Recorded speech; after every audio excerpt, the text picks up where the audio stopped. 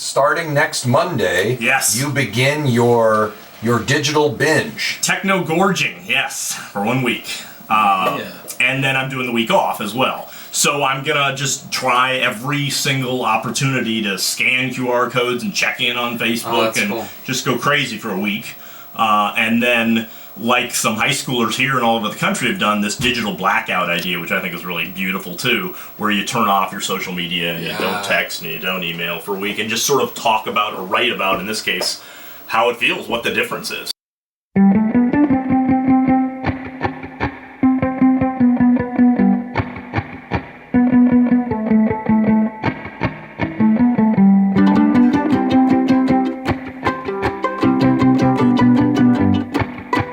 My name is Michael Stusser, and I'm a writer. I've always loved technology. Google, NASA, ATMs, Spotify, MapQuest, fantastic. It's just that lately, things seem to be getting out of hand. Mike, we're meeting in the junction. Can't talk. Driving, texting, and glimpsing. Stop. Let me give you an example. The other night, I was out with a couple friends, and one of them says, "I gotta show you this YouTube video." I said, "God, can you just hold off until after dinner?" And before you know it, we're all watching TV in the middle of a beautiful Italian restaurant. Where is this all leading? That's why I was so amazed when I heard about some high school kids near Seattle who did what's called a digital blackout. For 1 week, they went without texting, Facebook, email, or the internet. I thought I'd like to try that myself, but it's not really all that impressive to say you quit smoking crack if you were never addicted to crack in the first place. See, my use of digital media pales in comparison to the average hipster. Teenagers today deal with 3,700 texts a month and spend 11 hours multitasking online every day.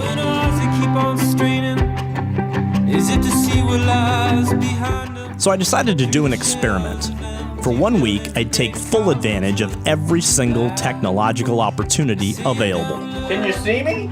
Then, I'd have everything come to a screeching halt and do the digital blackout.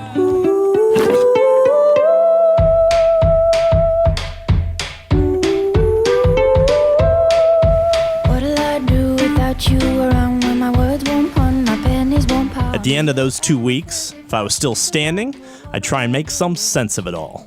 What'll I say without you to talk to? No one to serve if I leave the ball to you. Write the word that I missed the volume. What'll I say without you? Okay, the sounds of digital media have woken me. This is day 1, Techno Gorge, and I've already got 16 messages. And my Facebook thing is going crazy.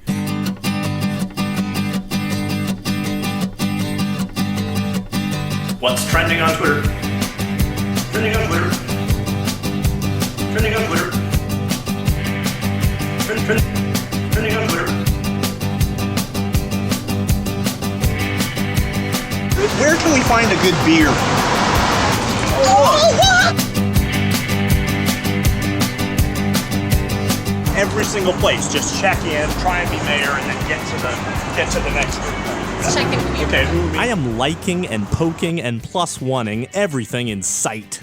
Toni Morrison, Korean barbecue, Victoria's Secret. And cats. I gotta like cats.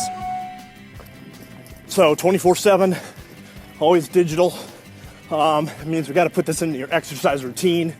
So I'm doing My Fitness Buddy calorie tracker, and then this thing's called A Zombies Run, and they actually have they put it in the video, and then your headset that there's zombies coming after you, and it makes you seriously run for your life. Jesus. Siri, my head hurts.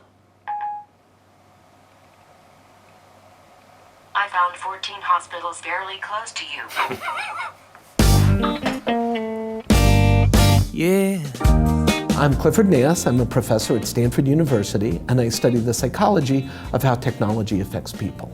Media multitasking, which is what we focus on, is using 2 or more streams of media that are not related.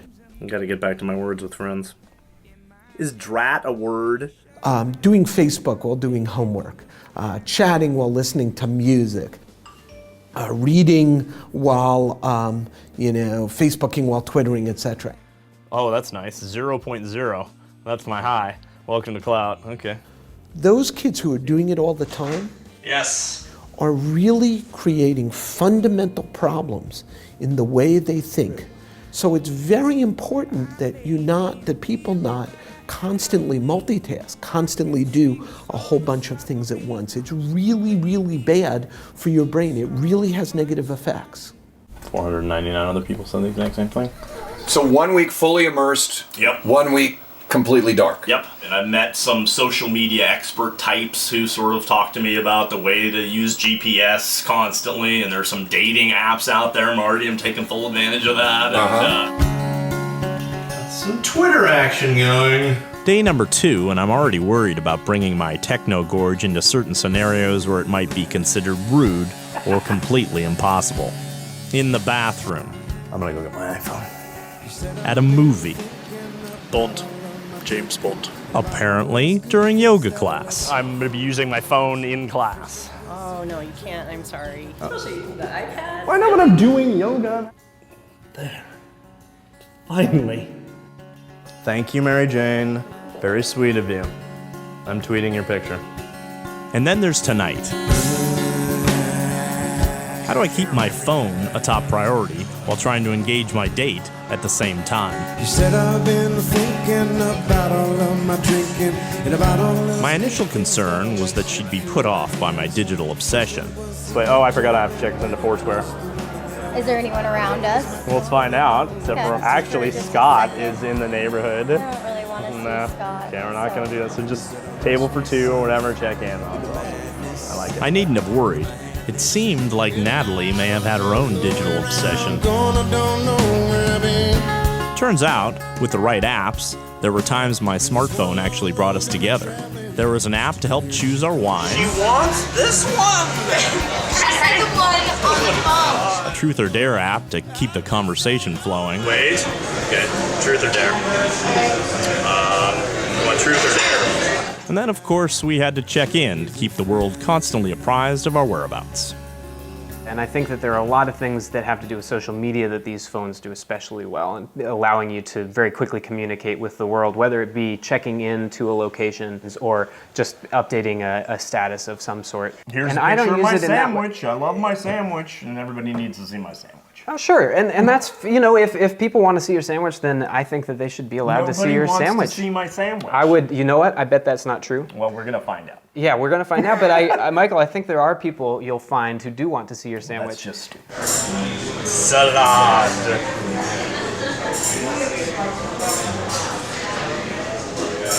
It is an involuntary part of our lives at this Yeah. point. If if the person you're having dinner with goes to the bathroom, Can I slide out? Sorry.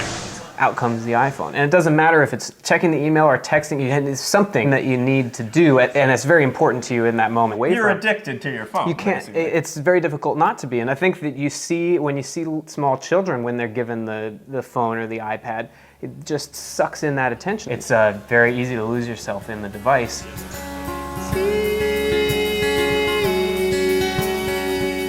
While I was trying to exaggerate my phone usage during my techno gorge, for most people, it's a daily reality.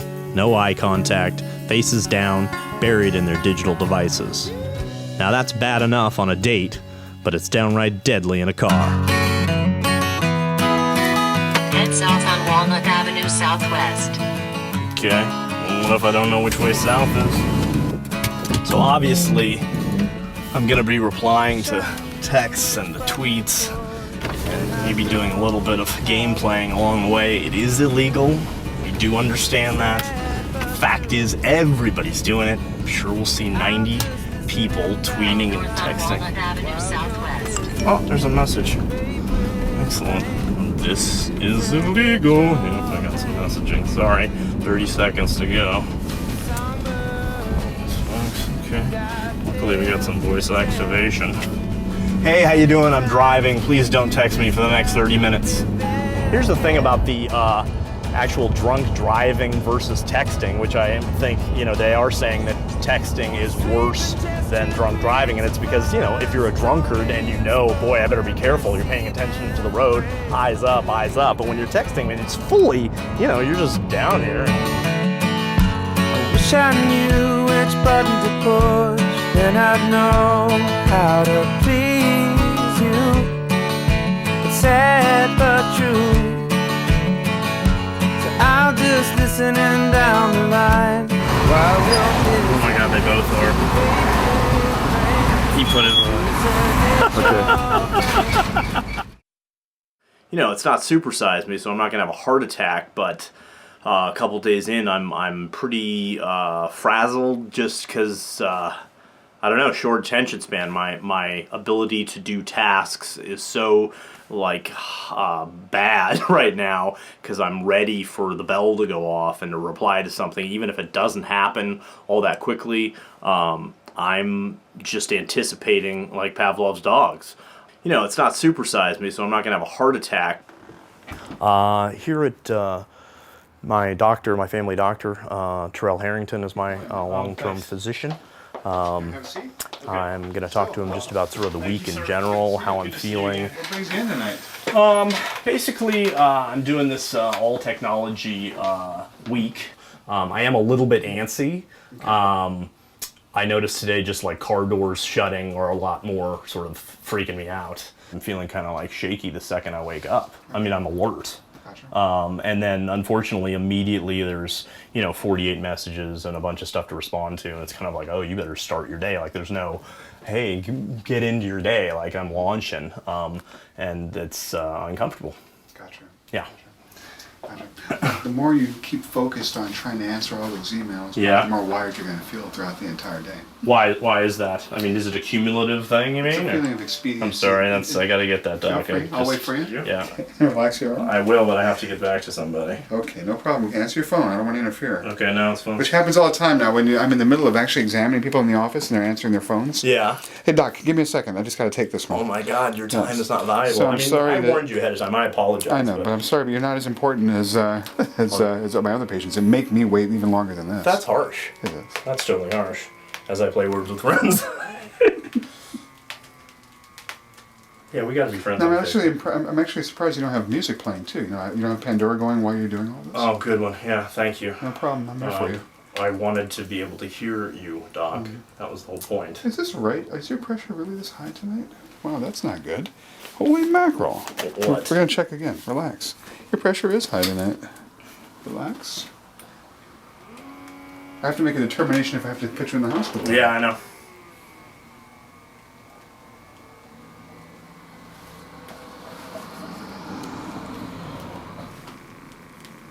You realize we're completely violating your HIPAA rights right now. How so? Because other people are present. I'm talking about your Oh, well, you left the door open. Your pulse is sky high. We have to do something about that. Seriously? Yeah, let me check your other arm. Okay, so yeah, I didn't like... Your last blood pressure when we checked, literally 5 months ago, was 40 points lower. Okay, so... You were 130 over 85.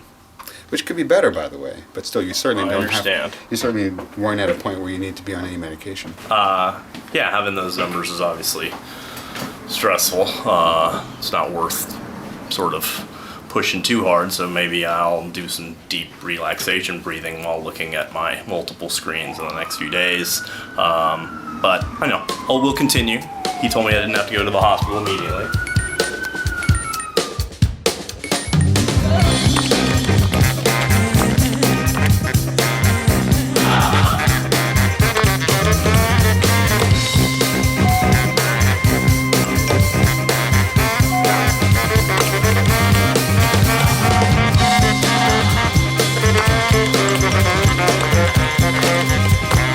This level of digital madness was clearly not sustainable.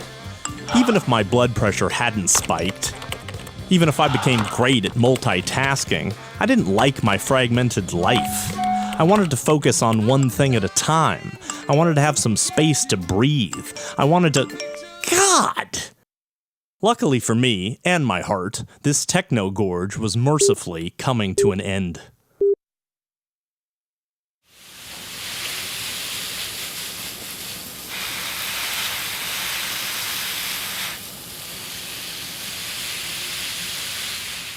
Digital blackout. Day numero uno. I seriously don't know what to do with myself. Looking at a blank computer screen. Definitely want to check online, CNN or something. My God, I got the newspaper this morning. It's already 10 hours old. New challenges. I'm excited. I'm way more relaxed already.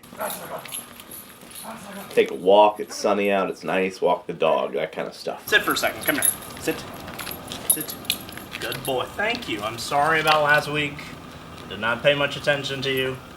But, in my defense, you can't tell me what the weather is or movie times. And we're not friends on Facebook. Okay. Come on. Come.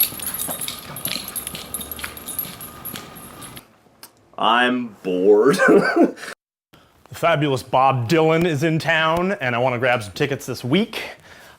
Typically, I'd go to bobdylan.com or ticketmaster.com. Don't do that. I can't do that, so I need a phone book. So, I'm doing this thing where I don't have a phone or any social media this week. Digital blackout. And I hear you're sort of in the same boat with me. Yes, I am. Okay, well, what's your situation? Are you actually doing like some campaign where you're trying to be cool, or? Bingo. Yellow pajama. A little old. Actually, right now, my mom took my phone away because I was being very disrespectful to her. 2006. 9. Is that like a prized possession for you? Your phone? It's like my baby. Yeah, why is that? It's in my hands all the time. It Really? goes everywhere. I keep close contact with a lot of girlfriends. Lots of girlfriends. Yes. Taxidermists. Concert. So give me some help about how you've stayed in touch with your friends who can't get a hold of you now. You know, they can't be like, LOL, man. No. Most of the people that I talk to on a daily basis go to school. Yeah. So, but when I think about my phone, it just makes it worse. Ticket master. Local number. That's weird. Other girls get very irritated with me because they text me and I can't text back. I hear you. So they just think I hate them and they totally just stop. So. Well, find them and tell them that you don't. Yeah. Okay.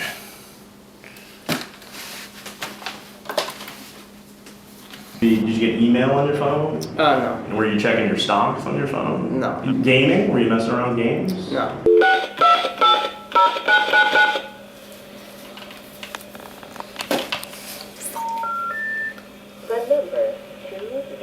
I actually missed out on so many opportunities, so many girls and parties and just everything. Yes. And we're in the dark, man. We're in the dark. Hey, man. How you doing? Good. How are you? Good. Got a couple Good to see you. listings for me? I do. Okay. 4675.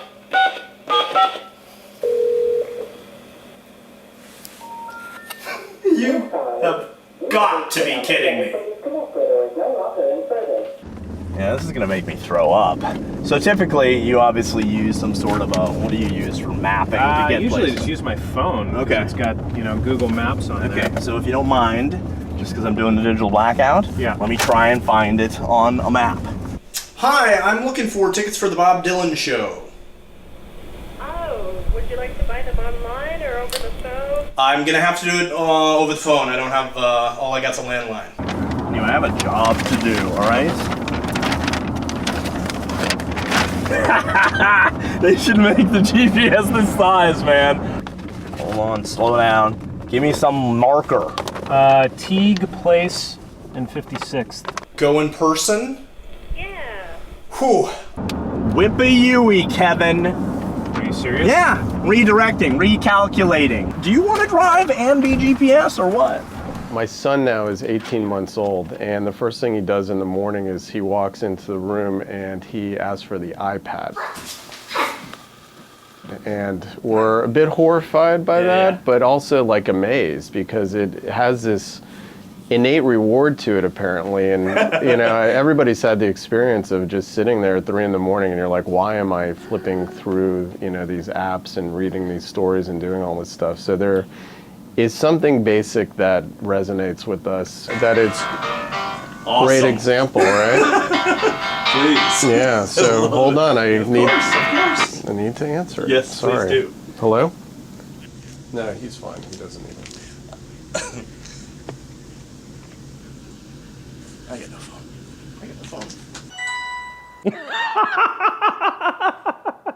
I like it. This is exactly, and I'm not better. You know, obviously, I was a ridiculous monkey last week, but it's fun to see the monkey, and this monkey's out of the cage, man. This monkey's not in the zoo anymore.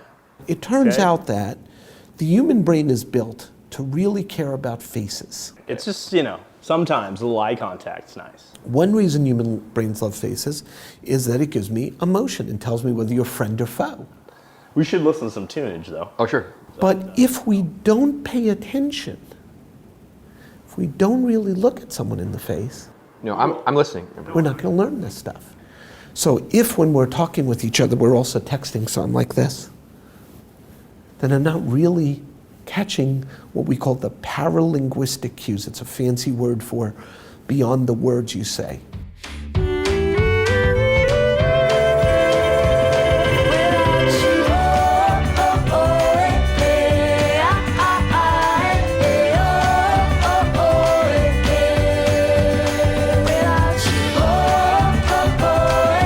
This is a 76. That looks good. This looks good. I have to illegally turn, I'm sorry. This looks good. Hold on. Could be a great success. Exactly, at a gas station, we're gonna run out of gas looking for a payphone. Yes! It's got a booth and everything, so I can have my privacy. This is awesome. Ugh. Yeah, smells, I hate to say it, like urine.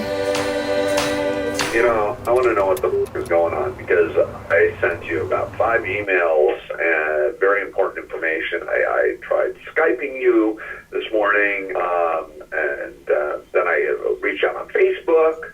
I've done all sorts of different things trying to get a hold of you, and it just doesn't seem to get through. I don't know why. I don't know what the hell's going on, but, you know, forget it. Forget the news I was going to share with you. End of message. Day 6 of the digital blackout. I'm not gonna cry or anything, but today I am a little bit disconnected. Nobody's getting a hold of me. Nobody wrote me a letter.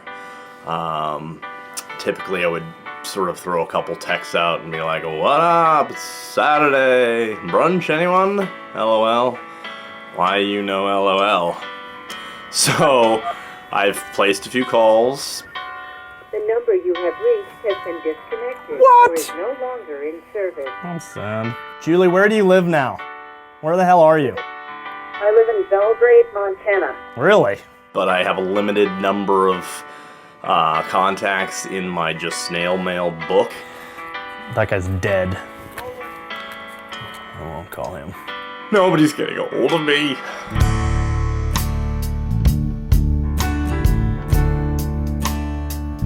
Technology can be wonderful. It can bring us together, help us learn, crack us up, even point us in the right direction.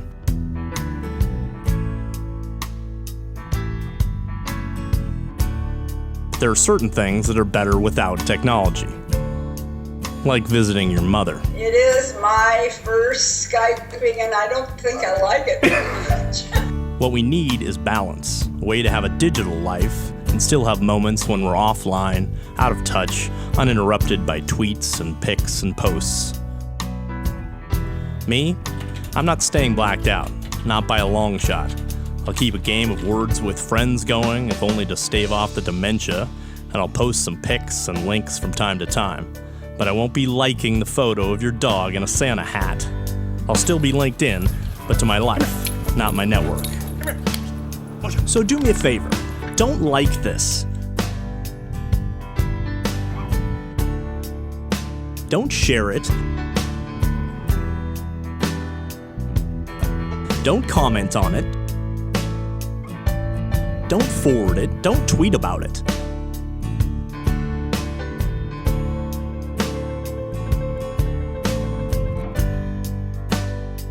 You get the message, so just use it.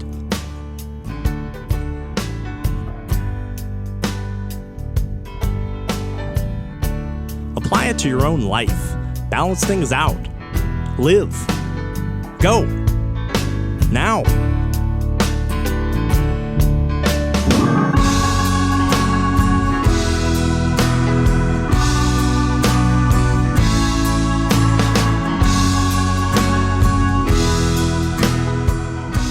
At the end of this, I'm gonna get my cell phone back. I mean, realistically, I'm gonna turn the thing on. And I'm a little nervous about what that's gonna be like.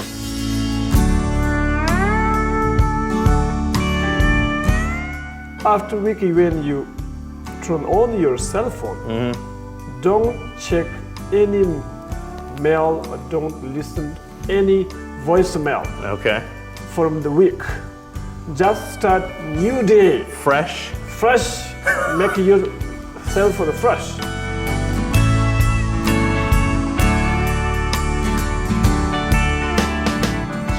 Then it's okay, everything's fine. Probably. If you check those mails, Yeah. then you got trouble. Okay? I'm going back. Go back. It's almost like you rest the week. It's totally, it's the same.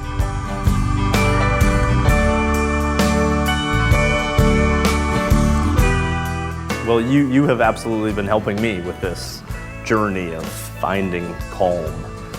I very much appreciate it. Thank you very much. Oh, my pleasure. Thank you. Thank you. Oh, I thought it's cell phone.